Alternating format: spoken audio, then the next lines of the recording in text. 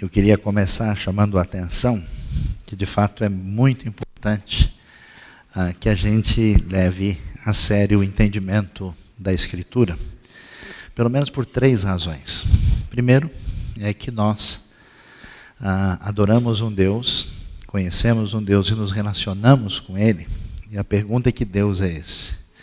Se Deus não faz parte da nossa maneira de pensar, das ideias que a gente desenvolve na nossa cabeça, mas o Deus que se revela na Escritura. Alguém pode ir a uma igreja, participar de um culto, e aí prestar culto a uma visão de Deus que não corresponde ao Deus revelado. É uma espécie de idolatria não consciente. Depois, porque o conhecimento de Deus permite que a gente venha entender quem nós somos. É como uma grande luz que ilumina uma outra realidade, nos ajuda a entender a nós mesmos, quem nós somos, como é que deve se entender a nossa própria pessoa. E terceiro, é a nossa caminhada na vida, como entender a realidade à nossa volta, como entender o ambiente onde a gente está inserido, o que a gente pode compreender. Se a gente entende adequadamente Deus, a nós mesmos e o cenário à nossa volta, a situação é muito diferente e eu convidaria você então para essa reflexão. Hoje nós vamos particularmente dar atenção a uma história muito surpreendente e talvez diferente, que a gente não imaginaria que seria desse jeito, como a Bíblia nos apresenta.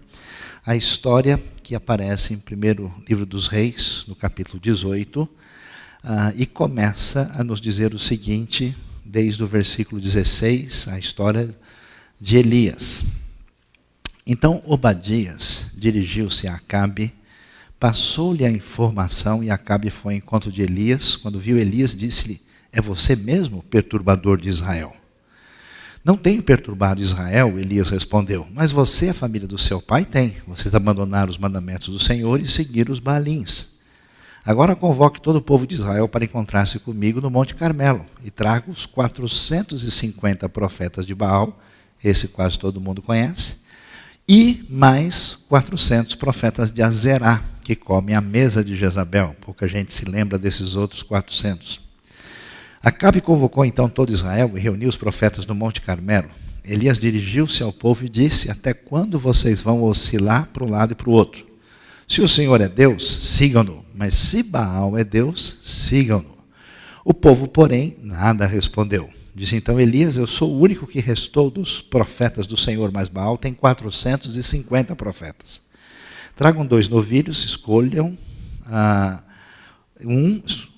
eles um, cortem-no em pedaços e o ponham sobre a lenha, mas não acenda o fogo. Eu prepararei o outro novilho, colocarei sobre a lenha e também não acenderei fogo nela. Então vocês invocarão o nome do seu Deus e invocarei o nome do Senhor. O Deus que responder por meio do fogo, esse é Deus. Então todo o povo disse: o que você disse é bom. Elias disse aos profetas de Baal: escolham dos novilhos e preparem-no primeiro, visto que vocês são tantos. Clamem pelo nome do seu Deus, mas não acendam o fogo. Então pegaram o novilho que lhes foi dado e o prepararam, e chamaram e clamaram pelo nome de Baal desde a manhã até meio-dia. Ó Baal, responde-nos. Gritavam e dançavam em volta do altar que haviam feito, mas não houve nenhuma resposta. Ninguém respondeu. Ao meio-dia, Elias começou a zombar deles. Grite mais alto, dizia. Já que ele é um Deus, quem sabe está meditando, ou ocupado, ou viajando. Talvez esteja dormindo e precise ser despertado. Então passaram a gritar ainda mais alto e a ferir-se com espadas e lanças, de acordo com o costume deles, até sangrarem. Passou o meio-dia e eles continuaram profetizando em transe até a hora do sacrifício da tarde, mas não houve resposta alguma, ninguém respondeu, ninguém deu atenção. Então Elias disse a todo o povo: aproximem-se de mim. O povo aproximou-se e Elias reparou o altar do Senhor que estava em ruínas. Depois apanhou 12 pedras, uma para cada tribo dos descendentes de Jacó, a quem a palavra do Senhor tinha sido dirigida, dizendo-lhe: seu nome será Israel. Com as pedras construiu um altar em honra ao nome do Senhor e cavou ao redor do altar uma valeta na qual podiam ser semeadas 2 medidas de semente. Depois arrumou a lenha, cortou o novilho em pedaços, pôs sobre a lenha, então lhes disse: encham de água 4 jarras grandes e derramem sobre o holocausto e sobre a lenha. façam-no novamente. E disse, eles o fizeram de novo. Façam-no pela terceira vez, ordenou, e eles o fizeram pela terceira vez. A água escorria do altar, chegando a encher a valeta. À hora do sacrifício, o profeta Elias colocou-se à frente do altar e orou: ó Senhor, Deus de Abraão, de Isaque e de Israel, que hoje fique conhecido que tu és Deus em Israel, que eu sou teu servo, que fiz todas essas coisas por ordem tua. Responde-me, ó Senhor, responde-me para que este povo saiba que tu, ó Senhor, és Deus, que fazes o coração deles voltar para ti. Então o fogo do Senhor caiu e queimou completamente o holocausto, a lenha, as pedras e o chão, e também secou totalmente a água na valeta. Quando o povo viu isso, todos caíram prostrados e gritaram: o Senhor é Deus, o Senhor é Deus. Hoje nós vamos ver como é que Deus vai atuar na história de um homem, que talvez se ele chegasse aqui na IBNU, ninguém iria convidá-lo para tomar um cafezinho. Dificilmente a gente iria permitir que ele viesse fazer parte da nossa classe aqui para integrar, porque é muito estranho esse homem, esse Elias, um sujeito diferente, que se vestia da maneira menos recomendável possível, uma pessoa esquisita, diferente. E como é que Deus vai atuar na vida desse homem num dos momentos mais complicados da história bíblica? E o que a gente vai ver? Quem está nesse cenário deve entender que não fazia tanto tempo assim, nós vamos encontrar o reino de Israel unido numa época feliz, com bastante tranquilidade, prosperidade e bem-estar, e Deus fazendo uma aliança com Davi, que atinge todo o povo, de que esse reino ia ser abençoado por Deus de uma maneira permanente. Não demorou muito tempo, depois da morte de Salomão, 80 anos antes desse momento, esse reino quebra, se divide, diminui consideravelmente, entra numa relação de ruptura, o norte com o sul, e a coisa vai indo de mal a pior, até o ponto que nessa época o rei Acabe se torna rei em Israel. Ele é filho de um rei muito importante chamado Onri, que foi um rei que teve uma época de muita prosperidade e muito poder, a tal ponto de ser reconhecido externamente no exterior. Uma das poucos reis de Israel citados fora da Bíblia e fora de Israel é o pai de Acabe. E esse momento, Acabe se casa com uma princesa estrangeira, rainha dos Sidônios, chamada Jezabel, cujo anel com o nome foi descoberto em 1964 pela arqueologia e está em exposição no Museu de Arqueologia de Israel. E é interessante que nesse momento de decadência terrível, o cenário se torna muito complicado e esse texto começa a nos ensinar algumas coisas e até nos surpreender. A primeira coisa que ele nos ensina, é a coisa que muita gente talvez tenha na sua cabeça, né? É por que é que Deus permite uma situação dessas? Porque é o seu povo, é a promessa e a aliança que ele fez a Davi, a coisa se complica, a tal ponto que esse povo se divide, não só ele se divide, mas os dois entram em apostasia, e no norte a apostasia quase completa. No Reino do Sul, só 40% dos reis são reis razoáveis, pela avaliação que a Bíblia nos apresenta. E essa situação fica assim, a pergunta: onde é que está Deus? Será que Deus não pode fazer alguma coisa? Será que Deus não tem como interferir? Por que Deus deixa as coisas acontecerem assim? Que resposta a gente tem? A resposta é: a gente não sabe. A gente não sabe. Deus, na verdade, dá algumas dicas a respeito disso, dizendo que o ser humano tem liberdade, faz certas coisas, mas a Bíblia não nos apresenta todas as respostas às chamadas perguntas difíceis que aparecem para nós. Por que a corrupção e a maldade permanecem no mundo e permanecem dentro do seio da comunidade da fé?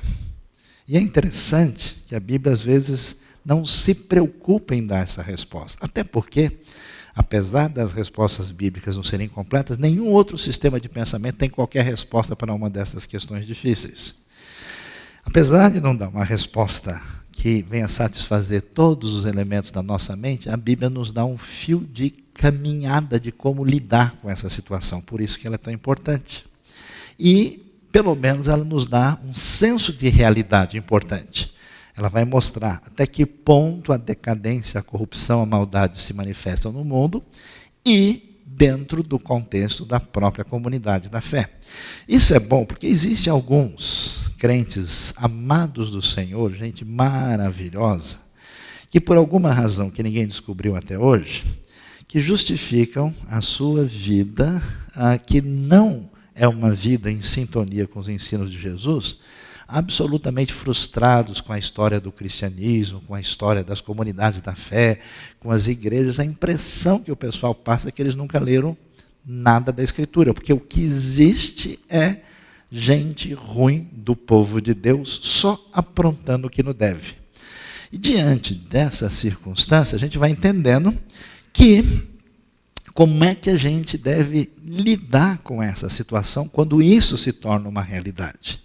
E um problema nesse momento, que nos leva à segunda questão em vista aqui, é que quando a sociedade, ou até o povo de Deus, entra nessa qualificação, assim, de isonomia da perversidade dentro da realidade à nossa vista, isso tem um poder tão forte de levar todo mundo que a pergunta é: como é que a gente deve reagir? A gente sabe que a gente toma decisões por causa de algumas ideias, a gente sabe que a gente toma decisão em função de gostos pessoais, mas no fundo, a maior parte das pessoas funciona como um satélite em relação às convenções da sociedade. Então, hoje em dia, tem muitas coisas que se tornaram normais no nosso mundo, que são parâmetros até mesmo em certas comunidades de fé, e que não fazem parte das referências que Deus nos deu. Mas as pessoas se acostumam de tal maneira que eles caminham dessa forma e parece que está tudo bem. O que surge nesse cenário de decadência total, completa e aparentemente irreversível? Deus vai agir nessa situação. E o que Deus faz? Bom, Deus poderia chamar um grande exército, um grupo de mulheres de oração consagradas ao Senhor, ou diáconos e ministros do Senhor dedicados à batalha espiritual. Pessoas do Senhor, o exército de Deus marchando vai. Deus não faz nada disso. Deus pega um indivíduo só, o mais esquisito possível.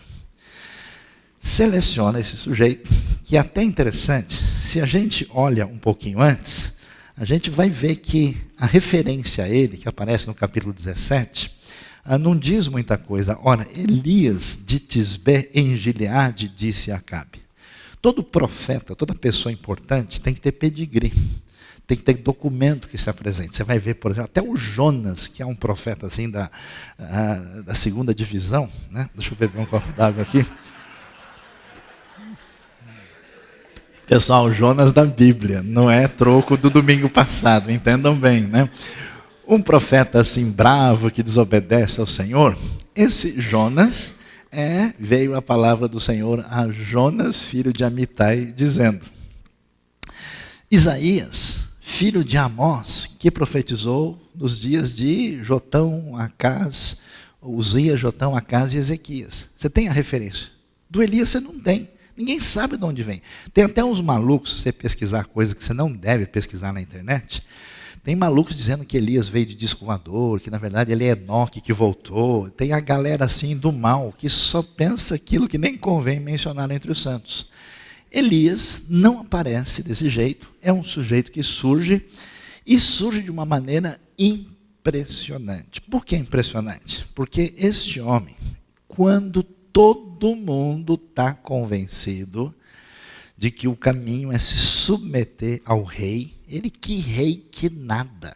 É tão impressionante que a gente olhando, nós lemos o texto a partir do verso 16, no verso 15, o texto diz o seguinte: e disse Elias, juro pelo nome do Senhor dos Exércitos, a quem eu sirvo, que hoje eu me apresentarei a Acabe. Esse homem é um homem de coragem, de fibra, não me interessa se todo mundo faz assim, não me interessa se o reino de Israel todo foi por esse caminho, se eu ficar sozinho no mundo, eu mantenho a minha fidelidade a Deus. Então impressiona demais.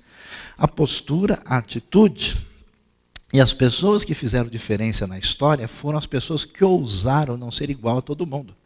Diferente dessa atitude que muita gente tem hoje, até você vai na fila do metrô, assim, tem um guichê, e no guichê tem 5 pessoas, tem outro que tem 200, as pessoas param automaticamente atrás das 200. É tal o reflexo de fazer o que todo mundo está fazendo, que grande parte das pessoas nem pensa mais. Elias não. Elias não quer saber se Israel está fazendo desse jeito, se o pessoal está caminhando na direção de seguir Baal e as baaladas que faziam lá em homenagem a Baal nos seus cultos, parecido com algumas festas nacionais que nós temos. E você imagina esse homem sozinho chegar e ter a coragem, a capacidade de convocar a galera. São 450 profetas de Baal, e a namorada de Baal, que o pessoal não conhece, Azerá, que era a sua consorte feminina, tinha mais 400. Elias, de boa, chama todo mundo lá, convoca os 450 de Baal, que eram os mais, vamos dizer, proeminentes no contexto, e fala: vamos lá, faz um altar aí, vai. Você imagina a coragem de fazer um negócio desse? E se no meio do processo o pessoal fica nervoso e vem para cima de vocês? Once upon a time, there was a Elias. Acabou. Não há mais, né?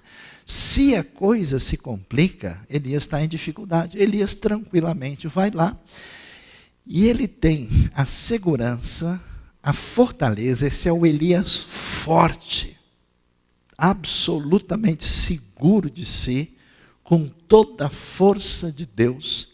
E é interessante porque Deus faz questão, no momento mais sombrio da história, no momento mais complicado, de resolver a crise máxima da história do reino de Israel no século IX a.C., por volta de 850 a.C., resolve com um indivíduo só. E esse Elias chega, coloca-se nas mãos de Deus, e a marca deste homem forte, cheio de fé, é a sua fidelidade. Ele não abre mão, e ponto final. E cheio de coragem, e cheio de uma atitude impressionante, ele faz sarcasmo, ironia de Baal e dos profetas. Eu vou ver que ele está viajando, ele está dormindo, não acordou ainda. Vamos lá, grita mais alto. E o pessoal fica de tal forma apavorado, porque eles estão fazendo uma espécie de disputa em público. Eles se machucam, a maneira estranha do paganismo de tentar convencer a divindade por meio dessa coisa ligada ao medo, à culpa, uma tentativa de troca com Deus pagão. Eles fazem de tudo, e Elias, impressionante Elias vai ser esse homem forte de Deus, com um protagonismo absolutamente inigualável, de tal forma que quando você lê a história de Elias e Eliseu, você fica tão impressionado, porque para esses nossos dois amigos, ressurreição é coisa assim do café pequeno. Os milagres que eles fazem, as coisas impressionantes, até superam, em certo sentido, o que Moisés fez. Que abrir mar vermelho é coisa de principiante, deixa com a gente que a gente resolve tudo aí.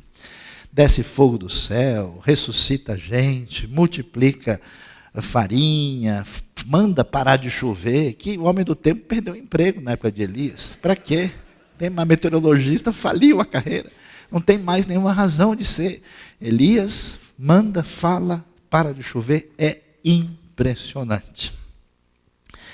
Esse homem de Deus, usado poderosamente, marcado pela sua fortaleza e sua fidelidade, que é o que deve chamar a nossa atenção nessa noite.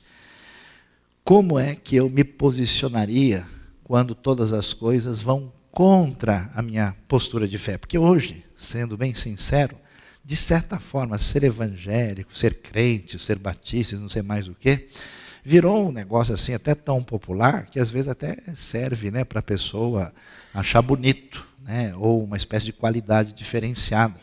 Eu sou evangélico, eu sou vencedor. Mas quando a nossa relação com Deus implica em perseguição implacável, implica em prejuízo, implica em perder todas as nossas relações próximas, como é que a gente se posiciona diante disso? Elias, ele tem as suas condições normais, psicológicas, físicas, de todos os tipos, e como é que isso atinge Elias nessa situação única de manter a fidelidade no ponto máximo de apostasia da história do Israel do Antigo Testamento.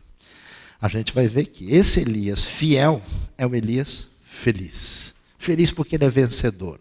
Impressionante, fogo desce do céu. Milagre extraordinário. Acho que o Elias até afastou um pouco, vai que pega um pouco em mim, né?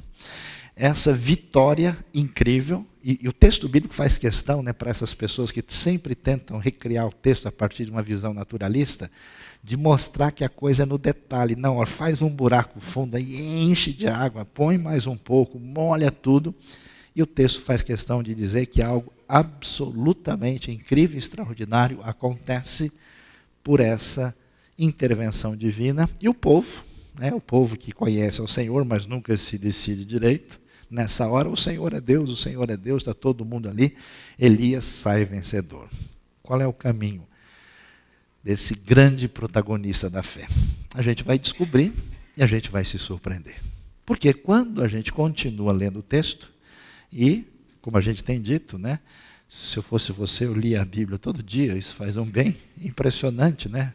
Faz muito bem para a sua vida. Versículo 1 do capítulo 19 diz o seguinte: ora, Acabe contou a Jezabel tudo o que Elias tinha feito e como havia matado todos aqueles profetas à espada. Por isso Jezabel mandou um mensageiro a Elias para dizer-lhe que os deuses me castiguem com todo rigor, se amanhã, nesta hora, eu não fizer com a sua vida o que você fez com a deles. Elias teve medo e fugiu para salvar a vida. Em Berseba de Judá, ele deixou seu servo, entrou no deserto, caminhando um dia, chegou a um pé de giesta, sentou-se debaixo dele e orou, pedindo a morte. Já tive o bastante, Senhor. Tire a minha vida. Não sou melhor do que os meus antepassados. Depois se deitou debaixo da árvore e dormiu. De repente, um anjo tocou nele e disse: levante-se e coma. Elias olhou ao redor e ali junto à sua cabeça havia um pão assado sobre brasas quentes e um jarro de água. Ele comeu, bebeu e deitou-se de novo. O anjo do Senhor voltou, tocou nele e disse: levante-se e coma, pois a sua viagem será muito longa. Então ele se levantou, comeu e bebeu, fortalecido com aquela comida, viajou 40 dias e 40 noites, até chegar a Horebe, o monte de Deus. Ali entrou numa caverna e passou a noite. O que chama atenção na palavra de Deus, nos escritos bíblicos, que diferentemente do que muitas vezes a gente vê em diversos escritos religiosos, inclusive e evangélicos, a Bíblia tem um senso de realismo incrível, impressionante. Ela vai mostrar que esse Elias, o grande profeta de Deus, forte, feliz pela vitória, vencedor, capaz de fazer as coisas mais inimagináveis, chegou no ponto máximo do seu estresse pessoal. É impressionante que esse homem que chegou e se apresentou diante de Acabe, nem teve medo do exército, da guarda, do palácio, de qualquer coisa. Agora, esse homem resolve fugir, porque ele ouviu dizer à distância que a rainha, Jezabel, esposa de Acabe, esta estrangeira ali do povo fenício, disse que ele seria perseguido pelo que ele tinha feito. Elias então resolve fugir e desaparece. E a gente lendo o texto não faz ideia, mas a distância é muito longa. Ele está na parte norte, perto já da Galileia, na região do Carmelo, e ele desce até Berseba. Berseba é o limite sul do reino de Judá na época dos reis. É uma distância muito longa até chegar na região propriamente desértica, vai para lá, e entra no que a gente pode chamar de uma depressão profunda. Isso é interessante, porque a Bíblia vai revelar para a gente que gente de Deus, muito forte, muito usada por Deus, está sujeita a todo tipo de fragilidade. E essa fragilidade de Elias apresenta um ponto máximo elevado. Assim como aconteceu com o profeta Jonas, agora Elias pede para morrer. E é impressionante a situação, porque ele está lá, né, no Berseba Heavenly Hotel, lá no deserto, deitado, e está ali de boa, e de repente, o anjo do hotel vai lá e traz o breakfast, sir, you wanna eat? Né? Traz lá comida para ele, traz um pãozinho assado, né, recém-feito, casquinha, né, como dizem alguns, a cor de estaladiça, delicioso, traz para o nosso amigo Elias. Você imagina o que é você ser acordado por um anjo, comer, virar para o lado e dormir de novo? O cara tem que estar muito mal. Quando você é acordado pela sua mãe, pelo seu irmão, a gente entende, aí dorme mais ainda. Né? Mas, acordado pelo anjo, ele nem está nem aí. E o que isso é tão valioso para a gente? Porque no universo religioso, nós aprendemos a santa arte da hipocrisia. Onde as pessoas, por estarem no universo, onde todo mundo se diz ligado a Deus e a Jesus, a gente faz de tudo para fazer aquilo que o nosso amigo Tertuliano sempre dizia que era um problema sério, que as pessoas saíam de casa só com duas finalidades, verem e serem vistas. E, portanto, no nosso outdoor, na nossa propaganda, a gente quer parecer gente boa. É por isso que é tão gostoso falar mal dos outros, porque a gente vai escondendo os nossos problemas. Amém, irmãos? Quem foi abençoado, levante a mão. Diante dessa circunstância, a Bíblia vai numa direção oposta. E não tem qualquer dificuldade. Para mim é um dos maiores sinais de que ela é a palavra de Deus. Porque ela vai mostrar, o texto não é fabricado. Ninguém ia escrever um texto com relação a um grande profeta falando que o cara pediu para morrer. Elias hoje estaria procurando um Lexotan ou coisa parecida. Né? A gente não teria facilidade de dizer isso, mas era uma pessoa sujeita à depressão, muita depressão. E se alguns estudiosos, como alguns fizeram isso, chegaram a achar o homem com um comportamento semelhante a uma pessoa bipolar. Uma pessoa com dificuldades, porque as pessoas são de carne e osso. E as pessoas têm problemas reais. E elas têm dificuldades. E contra essa visão cor-de-rosa do ser humano, a Bíblia vai mostrar que todo mundo tem problemas de diversos tipos.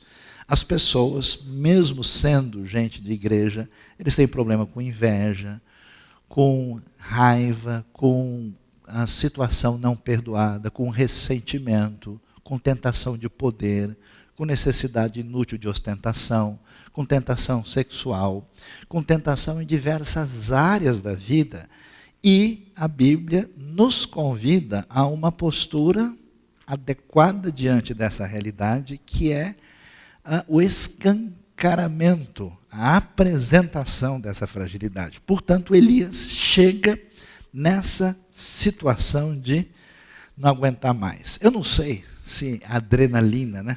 Imagina o que é vencer os profetas de Baal, assim, uau, né? Eu imagino que na hora que o fogo desceu, ele falou, é isso aí. Se tivesse o Eliseu junto, ele faria, valeu, né? Uma situação de você conter todos os elementos negativos, depois isso termina, Elias se vê na sua situação de solidão e de dificuldade, não aguenta esse momento difícil e entra nessa depressão achando que tudo se foi. E eu acho impressionante, por isso que é tão importante ler o texto bíblico com atenção. É tão impressionante a maneira como Deus vai lidar com isso. Porque se Deus fosse evangélico, Deus ia chegar no Elias e falar, Elias, que pouca vergonha é essa? Onde já se viu? Você, um diácono da primeira igreja batista do Monte Carmelo, você, um grande profeta do Senhor, você, um servo, como um profeta, eu vou tirar seu título de profeta, assim não vale, Elias, onde já se viu? E chegar duro com ele. Mas de modo nenhum isso aparece lá. A maneira como o texto conduz, como é que Deus trata a fragilidade de Elias, é extremamente útil e interessante para a gente entender muita coisa na nossa própria vida. A Bíblia diz que Elias, que fica na caverna, que come, depois de muita dificuldade, trabalho extra, o anjo teve que fazer hora extra para levar o Elias a fazer tudo o que precisava. Ele vai agora ao extremo sul do Monte Horebe. Monte Horebe é o Monte Sinai. Provavelmente o texto está querendo fazer essa relação entre ele e Moisés, essa ponte tão importante, ele vai para o sul, para aquela região onde foi dada a lei, onde Moisés se encontra com Deus, chega até lá e entra numa caverna e passa a noite. Eu não sei como é que está a sua vida, não sei como é que a gente tem caminhado, mas tem muita gente que tem uma boa e santa saudade de momentos importantes e valiosos da sua vida com Deus. E que por uma série de razões, uma mistura de frustrações, ressentimentos, aborrecimentos, às vezes ressentimento consigo mesmo. Eu me decepcionei, eu achei que eu faria a coisa de uma maneira diferente. Olha, entrou um problema assim na minha vida, olha, não consegui vencer essa situação, eu me frustrei com A, B ou C, e a pessoa faz aquilo que a maior parte das pessoas faz, a semelhança de Elias, que é entrar na caverna. Eu não sei, pode ser a caverna do medo, caverna do ressentimento, a caverna do falta de perdão, do aborrecimento, do fundo da sua alma, aquilo que tirou a disposição, aquele elemento tão gostoso que já reinou na sua vida, no seu coração, na sua maneira de servir a Deus. Elias entra lá e ele está irreconhecível em relação ao Elias que nós vimos no capítulo anterior. E o que Deus faz? É impressionante. Porque em vez de Deus vir e dar uma dura repreensão em Elias, em vez de Deus chegar e dizer, Elias, agora chega, chamarei outro profeta, você não é digno do chamado que você recebeu. Em vez de Deus fazer picadinho, Elias, já que você está no Monte Sinai, né, a gente vai partir o monte de novo aqui, vamos fazer manifestação do poder de Deus, você vai ver como é que você faz uma coisa. Que vergonha, você enfrentou 450 profetas, agora fugiu de Jezabel, você não é homem não, Elias, que história é essa? Deus não faz isso. Por isso que você tem que entender que Deus gosta de você. Deus anda atrás de você. Deus quer abençoar a vida das pessoas frágeis, que tem momentos de fortaleza. Tem gente que diz assim, pastor, eu não sei nem como é que eu fiz aquilo naquele dia. Eu não entendo, mas realmente foi Deus que me usou, porque eu não tinha condição de fazer. Depois, você acorda de um jeito que você fala, puxa, será? Não sei nem se eu sou cristão, não sei nem se eu sou humano. Como é que eu posso lutar com as contradições que tantas vezes atingem a minha vida e o meu coração? Deus vai tirar a bola sem fazer falta. Deus chega de boa para o Elias. É bonito demais o texto, né? E é legal porque a palavra do Senhor veio a ele e Deus pergunta, o que você está fazendo aqui, Elias? Olha a sutileza, né? Olha o lado gentleman do Senhor, de chegar de boa. Elias, o que você está fazendo aqui? Como? Elias, você é por aqui? Tudo bem? O que você está fazendo aqui? Olha que coincidência a gente se encontrar nesse lugar, no monte do Senhor. Aí Elias vai fazer uma coisa que poucos religiosos fazem, que é chutar o pau da barraca. Ou melhor, da tenda, porque na Bíblia não tem barraca, só tem tenda, né? Então ele chuta o pau da tenda, derruba os cabelos junto e abre o coração e começa a dizer, Deus, eu não aguento mais. Quer saber a verdade? Na igreja é um bando de hipócrita, o pessoal não vale nada, porque o pessoal é assim, acabou, ninguém quer saber de nada, só eu sou, né, o grande servo do Senhor. Ele diz, Senhor, eu tenho sido muito zeloso pelo Senhor, o Deus dos exércitos. Os israelitas rejeitaram a tua aliança. O texto faz questão de dizer, né, em vez de usar a palavra Jacó, usa Israel. E chama Israel duas vezes, que ele fez questão exatamente para fazer esse contraponto que Israel nesse momento é apóstata. Os israelitas rejeitaram, quebraram os altares, mataram os profetas da espada. Eu sou o único que sobrou e agora também estão procurando matar-me, como quem diz, o senhor não está vendo, não? O senhor ainda tem coragem de me perguntar o que está acontecendo, o que eu estou fazendo aqui? O senhor não vê que acabou tudo? Não sobrou nada, só tem eu. E se o senhor perder o grande profeta do Senhor, o maravilhoso servo de Deus, o que vai sobrar? Às vezes eu encontro muita gente que sente assim, só a minha igreja é uma igreja fiel ao Senhor. É porque nós estamos seguindo a palavra e a doutrina, porque nós nos dedicamos à oração, porque nós fazemos missões, é porque eu sou uma pessoa maravilhosa. e perde a perspectiva. E é interessante que Deus não só permite, como reage de boa com essa atitude de franqueza.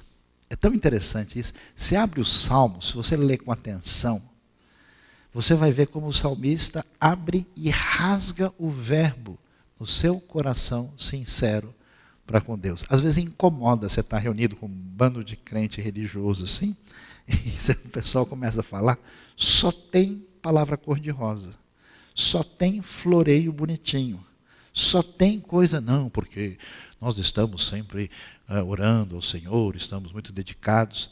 Elias, o homem que desce fogo do céu, está abrindo o verbo do seu coração, da sua situação de dificuldade diante do cenário da vida, do Deus que ele conhece e do sofrimento que ele tem internamente. Deus reage tranquilamente. E é interessante que Deus não responde. É como a criança mal criada. Porque meu pai não me deu doce de leite. Então, só resta pegar ela no colo, dar um abraço e um beijo. Não tem como explicar. Não, veja, o doce de leite, que é composto, portanto, de tantas vitaminas e tal, não funciona assim. Deus não responde dessa maneira. E o Senhor lhe disse, saia e fique no monte, na presença do Senhor, pois o Senhor vai passar. Do que é que a gente precisa na vida? Qual é a nossa necessidade real? É do toque da presença de Deus na nossa vida. Por mais que alguém dê todas as explicações do mundo para a sua cabeça, por mais que tudo aquilo que seja vantagens impressionantes da fé possam surgir, por mais que a gente tenha as demonstrações de adoração mais impressionantes, cheias de manifestações estéticas, nada vai de fato fazer diferença dentro da nossa vida, porque o vetor que está errado aqui dentro, aquilo que é o elemento que conduz a nossa razão de maneira indevida, que conduz as nossas emoções na direção do amargor, do ressentimento, da frustração, aquilo que está fora do lugar, só a manifestação da presença de Deus abençoando o profundo do nosso ser. Nosso Senhor, nosso Criador, Deus do universo, bendito para sempre, amém. Fique aqui, porque o Senhor vai passar. E aí o texto prossegue, e a gente vai ver o show de compreensão da verdade que Deus vai dar. Elias, que conhece o Deus de poder, o Deus que confronta Baal, numa época de ou vencer ou morrer, que entende que a coisa está ligada com o poder, Deus vai fazer uma coisa muito interessante. Quando ele está ali, nesse momento, a Bíblia diz que veio um vento fortíssimo que separou os montes, esmigalhou as rochas diante do Senhor. Você imagina só, né, a visão, né? Imagina o momento naquelas montanhas rochosas do Sinai, uma espécie de tufão, de furacão vem arrebentando, quebrando tudo, show de efeitos especiais para deixar Hollywood no chinelo. Deus faz isso e a Bíblia faz questão de dizer o quê? Que o Senhor não estava no terremoto. Depois do terremoto houve um fogo, não estava no vento. Depois do vento houve um terremoto. Barulho, chão tremendo, pedras rolando, quebrando, manifestação de poder intenso, o Senhor também não está no terremoto. Depois do terremoto houve um fogo e o Senhor não estava no fogo. O que acontece? Para a gente poder lidar com a nossa limitação, que é a razão do nosso estresse, da nossa ansiedade, dessa obsessão por controle e domínio da situação, aquilo que tira o nosso sossego, a nossa paz, que complica a nossa vida, porque a gente imagina que as coisas dependem da força e do poder. Elias, quando venceu, dependeu de Deus. Agora Elias, diante do perigo da sua vida, esquece disso e vai embora, e a expectativa é Onde é que está o centro do poder e de força? E Deus faz questão de mostrar as maiores manifestações possíveis, mas o texto faz questão de repetir, e Deus não estava nisso. Como é que funciona a nossa vida? Como é que a gente se relaciona com Deus? Muita gente não permite uma aproximação pessoal de Deus no seu coração. Usa Deus pragmaticamente. Não, eu vou à igreja, afinal de contas, é importante para os meus filhos. Eles precisam aprender coisas boas na vida. Não, eu vou à igreja, eu vou servir a Deus, eu vou, porque afinal de contas, eu quero ser uma pessoa bem-sucedida. Eu sou uma florzinha de Jesus. Eu preciso ter coisas boas na minha vida. Eu preciso que o Evangelho me ajude a dar certo. Quero ser uma pessoa abençoada, muito dinheiro no bolso, saúde para dar e vender. E descobri que o melhor banco é o Banco Celestial. Então, quem tem a força, o poder e pode ajudar a nossa vida é Deus. Então, vamos nos aproximar dele. Interessante que o texto faz questão de mostrar que tudo aquilo que representava força e poder nessa época onde isso é tão valioso, o texto diz, Deus não estava, o Senhor não estava nisso. Depois de tudo isso, a Bíblia diz, depois do terremoto do fogo, e depois do fogo houve o murmúrio de uma brisa suave. Quando Elias ouviu, puxou a capa para cobrir o rosto, saiu e ficou à entrada da caverna. É tão interessante. Nada tira você da caverna, a não ser a suave presença de Deus. Pare de lutar. Desista do seu estresse. Deixe a sua ansiedade. Sossegue. Fique tranquilo. Deus está atrás de você. Deus está chamando. Você acha que eu abençoei a sua vida uma vez e não posso fazê-lo de novo? Você acha que a graça que atingiu o seu coração acabou diante do Senhor, que é o Senhor de todo o universo? Suavemente, Elias só vai ser tirado por essa aproximação indelével do próprio Deus. E o Senhor chega, tira o Elias da caverna. E o texto é bonito demais, porque ele cobre o rosto, né? O que é aproximar-se do Deus Todo-Poderoso? Ele vai com respeito máximo. E ficou à entrada da caverna. E o texto é impressionante, porque ele deixa de citar o Senhor. Ele deixa isso na penumbra, ele deixa isso de uma maneira poeticamente, para dar mais efeito, sem precisar mencionar diretamente. Diz que uma voz lhe perguntou, em vez de dizer a voz do Senhor, o que você está fazendo aqui, Elias? E Elias, ainda com o coração machucado, ainda precisando de cura, se sentindo frágil, se sentindo incapaz, se sentindo numa condição tão complicada, ele responde e põe para fora de novo toda a sua dor. Deus, tenho sido muito zeloso pelo Senhor, o Deus dos exércitos.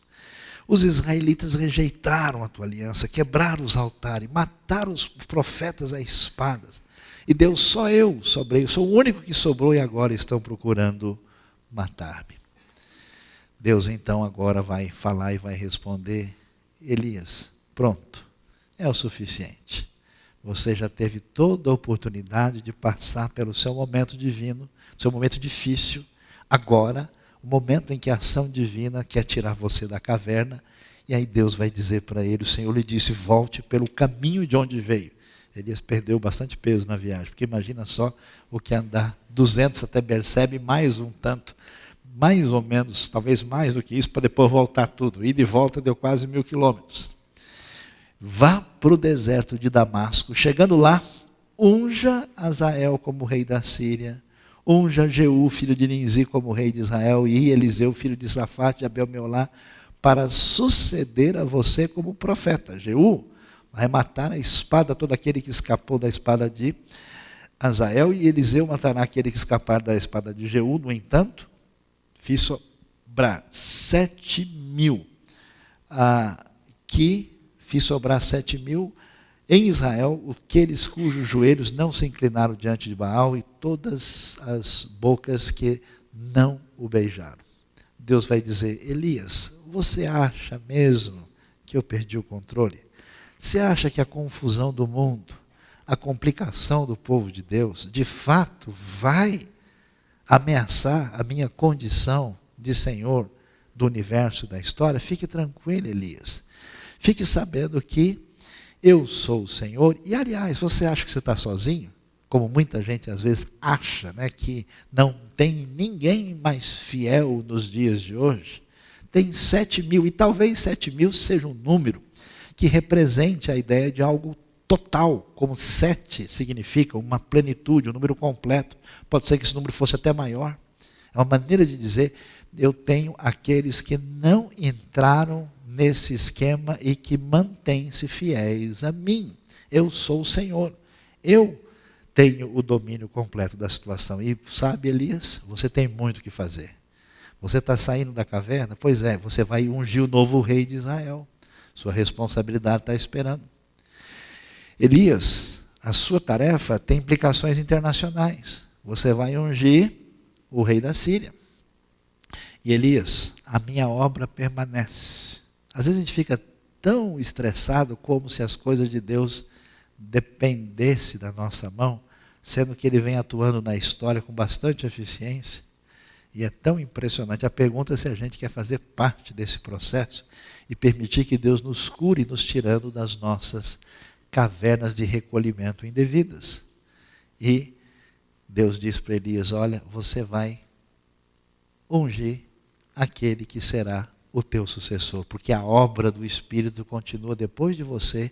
Eliseu vai prosseguir. Aliás, Eliseu vai fazer o dobro de Elias, conforme a Bíblia vai dizer. Portanto, meus queridos, a pergunta que fica para a gente é: como é que está a nossa vida? Como é que está o nosso coração? Será que você entrou numa caverna? Será que você escapou de Deus, fugiu? Será que você, nos momentos mais difíceis da vida, por crises pessoais, familiares, financeiras, imprevistas, até já teve vontade de nem permanecer vivo? E quem que vai falar um negócio desse no meio de pessoas da igreja? Isso é um absurdo. Será que você já até jogou a toalha? Deus chama você com a sua voz suave, dizendo: eu sou o Deus do Elias. Eu faço parar de chover. Eu chamo a chuva de novo. Eu desço fogo do céu. E quando as coisas estão de mal a pior, eu preciso de um sujeito só, sujeito à depressão, que foge e entra na caverna, e eu tiro de lá e faço a minha obra, porque eu sou o Senhor. Esse é o Deus que age na vida da gente. Portanto, eu não sei como você está. Se você está no caminho de Berseba para Horebe, se você está visitando cavernas para alugar, promoção, o mercado imobiliário está meio fraco, de repente tem uma com preço melhor. Ou se você já está lá no fundo mesmo, Deus quer abençoar a sua vida nessa noite.